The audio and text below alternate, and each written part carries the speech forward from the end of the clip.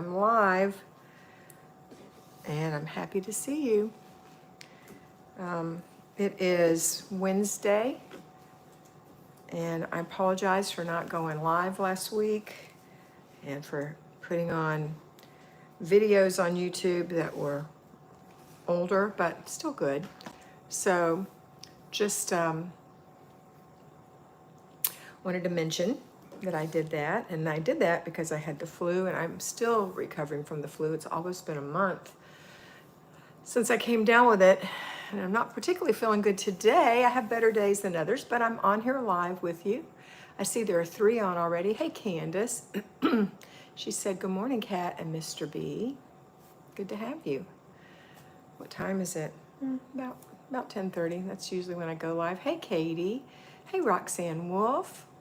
Hey, Mary Sellers.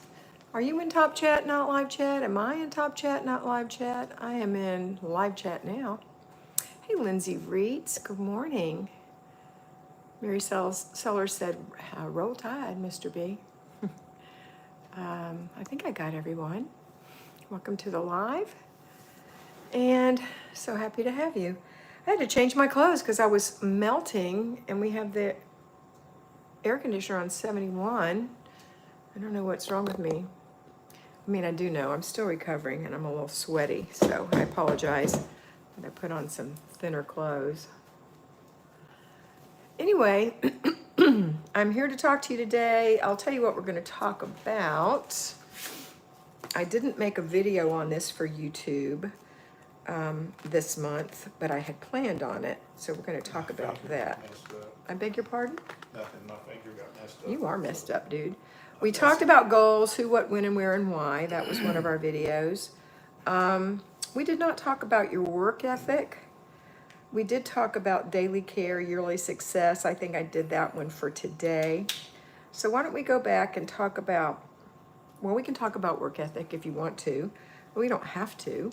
A work ethic means that you are driven to do the right thing and work.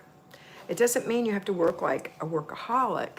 It doesn't mean that at all. In fact, that is probably one of the worst things you can do in your home is be a workaholic. Look at this, all balled up next to me, not folded. Sorry, little OCD situation. I'll just pull it down here.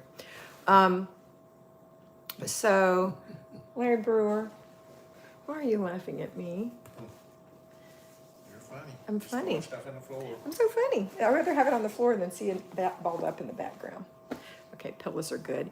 Where was I? Oh, work ethic. Work ethic means that you're willing to do what it takes to get it done. And when I'm talking about work ethic in your home, I'm not talking about going crazy for 6 hours in your home. That is like the most detrimental thing you can do, because what will happen is you will get worn out. Even though the house might look great when you're done, you will never want to do that again. You know, you won't want to do that on the regular, unless you're just a super unusual person. I did it every Saturday, about 6 hours of housework, when I was raising my children at a certain point. And, you know, I wasn't the friendliest person when I was doing that. And it didn't make me happy, because all week long working in corporate, I'd think, oh yes, tomorrow's Friday, I get the weekend, yoo-hoo, right? And then what was the weekend? Get up and start cleaning the house up, and I would get on my hands and knees and do the tile, and you know, it was just crazy stuff. And that's not what I want you to do. I want you to follow the Flylady system. And when I started doing that, it made such a difference. And that is 4 15-minute units in your house doing decluttering. And then once an area is decluttered, a zone, then when you come to that zone, you can deep clean for 4 15-minute units. Now, that may mean 1 hour on Saturday morning if you're working, and that's a conventional off day. I know that we have nurses who work 3 off 4, etc. Maybe even firefighters on here that just have those strange, and I worked for the railroad at some point, and we had strange schedules like that. And so sometimes your Saturday might be a Wednesday, but that's okay. Whatever it is, you have to figure it out, because you have a really smart brain and you can figure things out in nanoseconds. Don't make yourself crazy.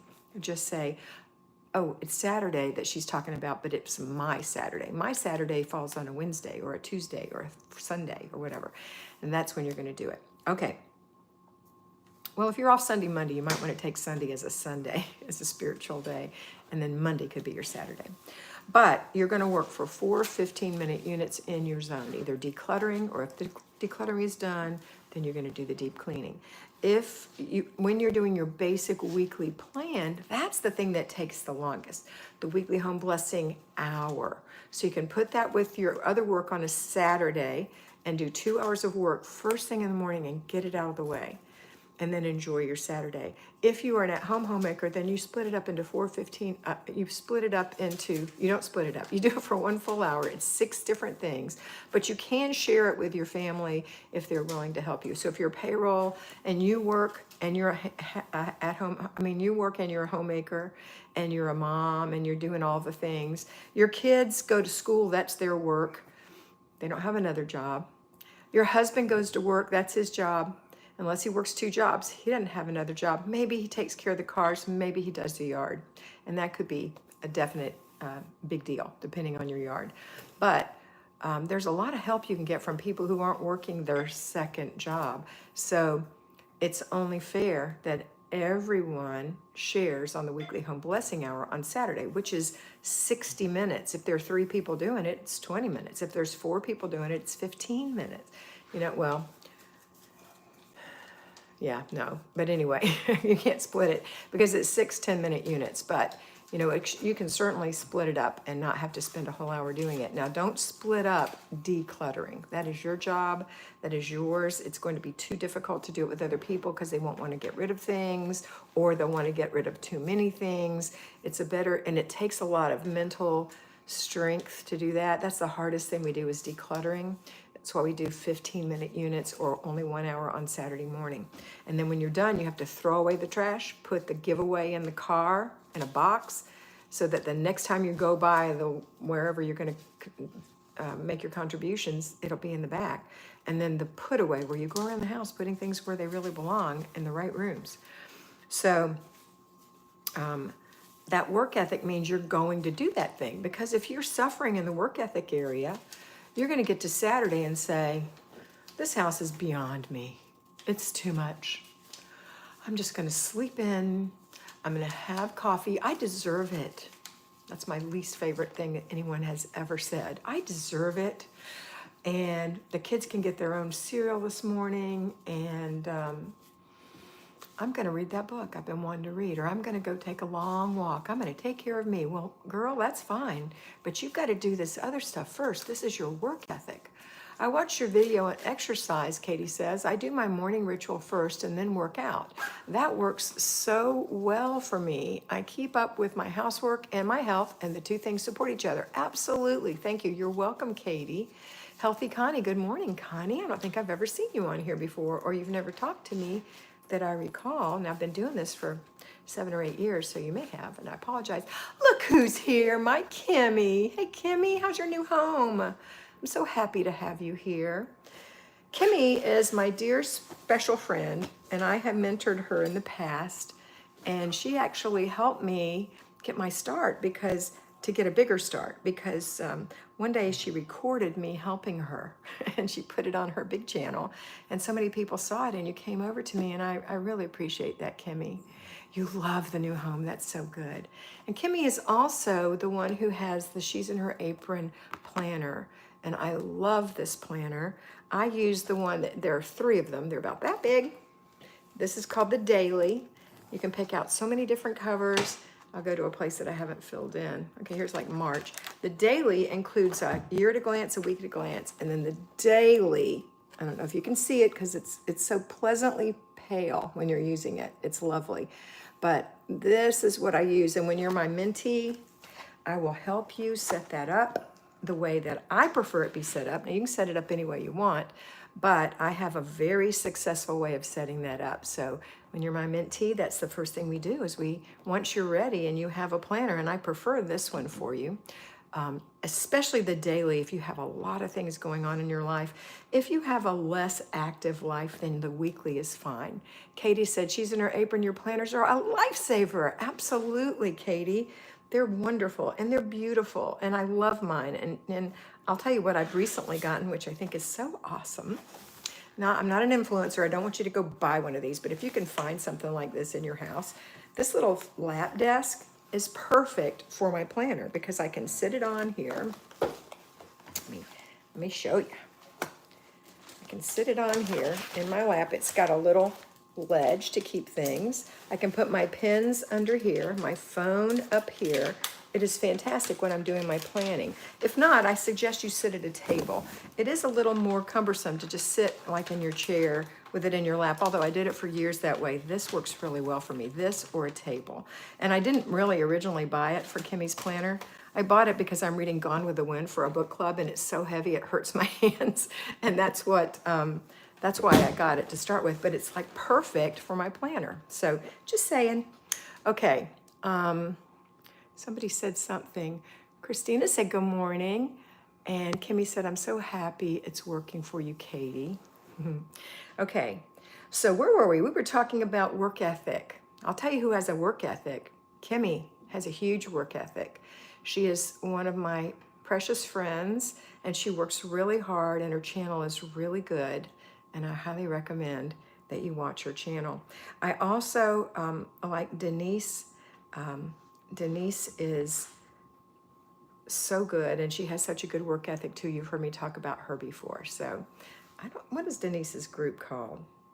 I can't think of what it's called right now, but Denise is really good. So, and she's one of my mentees as well. Even people who help other people need help. You know, I remember when I started to do the Flylady, to do a mentoring for the Flylady, she had advertised that she was going to start mentoring. And I thought, ooh, I want to be mentored. And then she talked about what it was, and it dawned on me that, golly, I knew all that stuff, and I could probably mentor people. And that's what happened. And so I started mentoring. And I love mentoring. And I fall in love with my mentees, don't I, Kimmy? I love all my mentees. So, work ethic. So think about your work ethic. Just think about it. You know, I've had several clients, and one of them is on here. I'm not going to mention her by name, but she said she started thinking about her work ethic. And she said, you know, I think I've let it slip. I used to have such a great work ethic, but I think I let it slip. And my husband and I just had a big conversation about it. And thank you, Debbie. And I'm going to recommit and really do these things as a matter of personal work ethic. So anyway, if anybody has a better definition for work ethic, you can put it up on the screen. I'd love to see it. But for me, it's just that personal commitment to do my best and to follow my plan. Now, I am a planner. In fact, my mother called me a daydreamer because I used to sit in the rocking chair in the living room. The formal living room had a rocking chair with a pad and a pen, and I would plan. I'd plan out my diet. I'd plan out my schoolwork. I'd plan out everything. But what I didn't know how to do was follow that plan. It was a daydream. And then when I was a young married person, Larry would say, what are you doing, raising chickens on paper? Because I've always loved to plan. But when it comes into activating those plans, that takes work ethic. You have to say, you know, I'm willing to do these things I said I was going to do, and I'm going to try them. And if they don't work, it was just a plan. I can change that formulation, right? So let me see what you think about your work ethic. What do you think? Do you have a good work ethic? And I'm sure that most of you do. But, you know, some of you may not. And maybe it just slipped. Maybe you had a lot of kids. Maybe you got sick. Maybe you had some health challenges long term. Maybe you took care of a dying person. You know, that can all sock it right in the face. I'm definitely a raising chickens on paper girl. Who is this? Lindsay. Following through with my plan is hard for me. It is, Lindsay, but Lindsay, I know you and I know you can do it. I know you can do it. And I really admire you. So you're going to do it. Lindsay's one of my mentees. Who else? Who else? Does anybody else have anything to say about work ethic? If not, we can change the subject. But I really, really want you to think about having a strong work ethic and what it says about you, to you. You know, it doesn't matter what it says to anyone else. What does it say about you to you? That's what you need to know. And maybe, and also to God. That's what I think. Those two people, you're responsible to God and you're responsible to yourself and your husband, but he's responsible to you too. So that's a fair trade. It's all a fair trade. All right, girlies, questions, comments, or concerns? I'm ready. I'm gonna drink some of this water.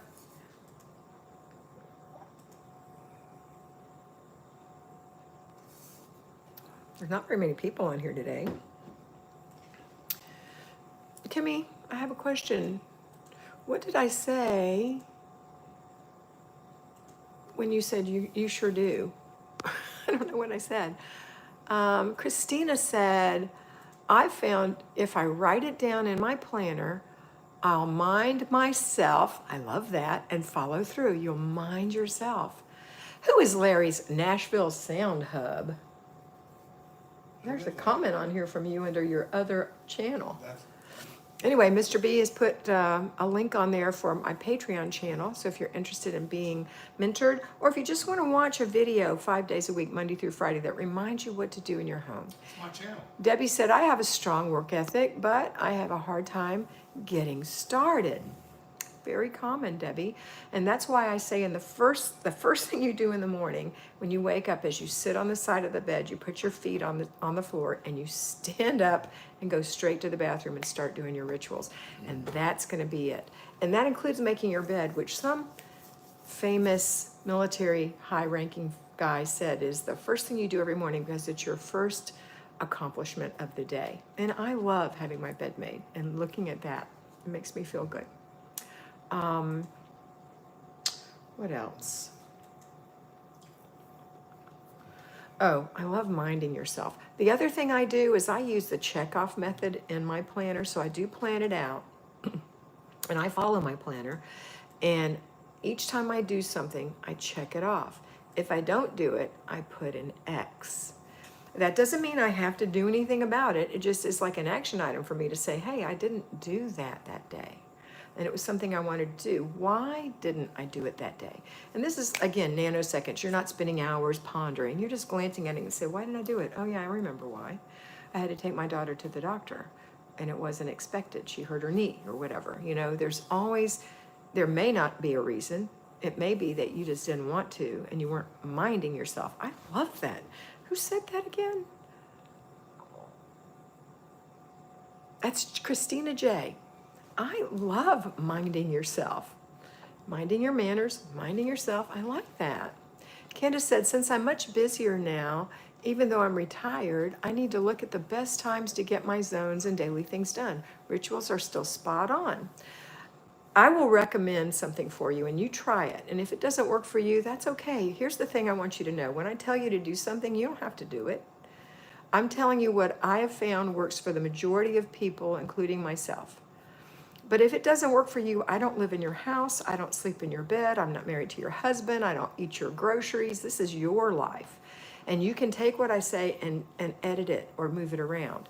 But for me personally, and for 95% of my mentees, getting that work done as early as possible in the day will really help you.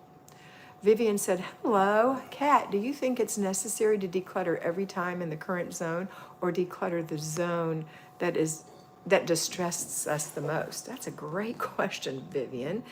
I do think you should stay in the zone. However, if there is something that's so distracting to you that when you're working in this current zone and you're thinking, oh, my bedroom is disgusting, I can't stand it, and maybe you're in the living room, you know, you can stop and you can write yourself out a project, and you can handle that room until it's all the way done. And then that let's say it's your master bedroom, bathroom, and closet, and it's insane and you can't move, or your kitchen or something like that, or it could be your laundry room and other room. You can set up a project. A project looks like this. At the top, you have a blank piece of paper. At the top of the paper, you write the name of the project. So master bedroom or main bedroom, whatever you want to call it, whatever the room is. At the top right corner, you write start date and today's date or tomorrow's date, depending on what the day, if it's a Sunday and you're going to start it on Monday. And then underneath that, you write end date. Now, you don't know the end date yet because you have to do some work to make this project plan. So and I got this idea from project planners when I worked in corporate. This is how they plan projects. And then you've got to have a mission and a vision statement. So your mission is to get this room done. So you're going to say, I want to, actually I put my vision statement first. Don't forget to thumbs up. Thank you. That was Mary Sellers. And Roxanne Wolf says, the right tools help with your work ethic. When I realized I was avoiding prepping my vegetables for cooking because the Band-Aid would come off or I wouldn't do the dishes, so I got myself, I know what she's going to say, she's not finished, but yeah, that's right. You do have to set yourself up for success. Okay, so where was I saying? What was I saying? I was saying the project plan. So you've got the name of the project plan, you've got the start date, the end date, and that's empty. You've got your vision statement, which is what this room is going to look like when it's done. So let's just describe, I'll use a different room. Let's use a craft room. Okay, craft room. So your craft room is a mess. It's all boxes and leftover materials and beads, and it's just a giant mess and nothing is in storage. A salad shooter, so I wouldn't. Roxanne will finish her story in a minute. She got a salad shooter, so she wouldn't have to cut up all those vegetables. That was great. So the vision statement would say, so it'd say craft room, start date, end date, and then vision statement. I would love this room to be a comfortable room that I can go in and sit down and think about my crafts, go to my shelf and pull out my current project, which is in storage, in a storage bin, and have all my other projects in storage bins labeled in my craft room, along with supplies that are all labeled and ready to go. I want to have a super comfortable chair. I'd like the room to be bright and sunny. I would like to have a beautiful candle in this room, blah, blah, blah, okay? So it's your room. You can read in there and you write all that in your vision statement. Then in your mission statement, in this example, you would say, I need to buy or get or discover, if you have them in your house, storage solutions. I need to go through all of my supplies and get rid of those things that I no longer use, need, or want. And so she says, so I wouldn't cut myself, so she wouldn't have a Band-Aid on her finger and avoid doing other stuff. Girl, I love it, Roxanne. Glad you're here. So that's your vision statement. Your mission statement is basically saying the things you need to do. It's not detailed, it's general. Like I want to paint the room. I want to get rid of that old desk that's in there. I want to get rid of the sewing machine that I never use, or I want to get my sewing machine repaired or whatever. You just some general things.